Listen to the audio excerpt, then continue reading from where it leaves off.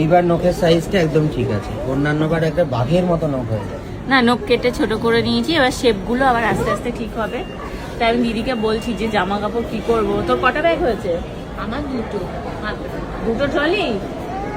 আমাদের এখন আমাদের 3টে ট্রলি হবে মনে হয়। স্বর্ণ তো ভয়ে ভয়ে বলতেই পারছে না, ফোনে হ্যাঁ না কিছু বলতে পারছে না। কয়টা ট্রলি বলে কি ওই দুটো ওরকমই হবে। আরে আমরা তো কোনো গোছাইনি, সেটা তো আরে না, আমাদের বুঝতেই পারছি না। 3টে হবে যা বুঝতে পারছি।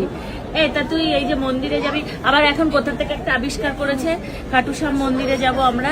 খাটুশ্যাম মন্দিরে যেতে গেলে নাকি হাত ফাঁকা নিয়ে যাওয়া যাবে না। এইবার হাত ফাঁকা কেন নেওয়া যাবে না? এখন হাতে মেহেন্দি করতে হবে, হাতে নেল এক্সটেনশন। নাহলে তো আমি ভেবেছিলাম এই নেল এক্সটেনশনটা বাদ দিয়ে দেবো, আবার একটা জুড়িয়েছে মেহেন্দি। এখন মেহেন্দি নেল এক্সটেনশন দুটোই করতে হচ্ছে। তারপর এখন খাটুশ্যামের জন্য, খাটুশ্যামে কি পরে যাবি? শাড়ি বউ বলছে শাড়ি পরে যাবে, আমি ভেবেছিলাম শাড়ি নেবো না। আমি একটা শাড়ি তার জন্য ব্লগে দেখালাম না, একটা শাড়ি নিয়েছি, লাল শাড়ি নিয়েছি, লাল জামদানি। না, আমি লালই নেবো। কি কালার নেবো একটু বলো তো তোমরা। শাড়ি নিলে কি কালারের শাড়ি নেওয়া যাবে?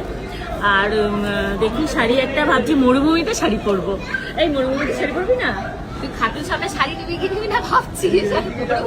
শাড়ি না, মরুভূমিতে শাড়ি পরবো, কারণ ওই বাড়িতে শাড়ি ভালো লাগবে।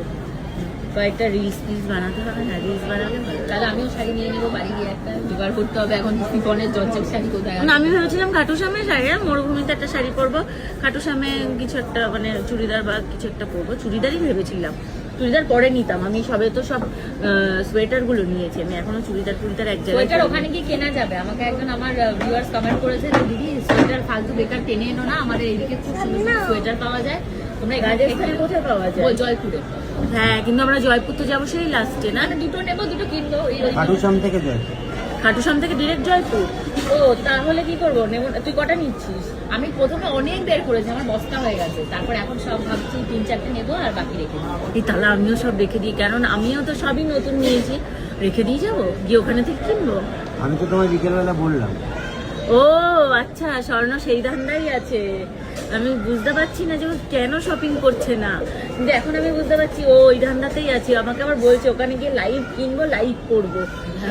এই কথা মানে কিনে পড়বে। হ্যাঁ, কিনে মানে ওরাও তাই বলছে আমাকে, ভিউয়ার্সটা কমেন্ট করে সেই কথাই বলছে যে ওখানে ভালোটা পাওয়া যায়। ওখানে মানে ওই মার্কেটটা ইয়েও বলছিল, স্বর্ণর ইয়েও তো থাকে, দাদাও তো থাকে, মানে হ্যাঁ আমার ভাসুর সম্পর্কে যে আমাদের ভিডিও করে দিচ্ছিল। ভাসুরের সামনে জিনিস বানাচ্ছিল আমি আগের দিন স্বর্ণকে তাই বলছি যে আমি আমার ভাসুরের সামনে নাচানাচি করে রিলস বানাচ্ছি, আর আমার ভাসুর আমার রিলস বানিয়ে দিচ্ছে। না বেসিক্যালি মানে এটা শুনতে ওরকম লাগছে, কিন্তু মানে ওর আর আমার মানে বন্ধুত্বপূর্ণ সম্পর্ক। আমি তোকে নাম জানি না, এমনিতেও মানে ওদের বাড়িতে ওরকম কোনো মানে হতে পারে ওরা থাকে একটু মানে গ্রামে, কিন্তু মানে ওদের ওরকম কোনো ব্যাপার নেই, যেটা আমি মানে সত্যি প্রথম থেকেই বুঝতে পেরেছি। এবং মানে ও যে ভাসুর সেটা মানে আমাকে, আমি আগের দিন নিজেই সেটা টের পেয়েছি, ওরা কেউ আমাকে বুঝতে দেয়নি সেটা।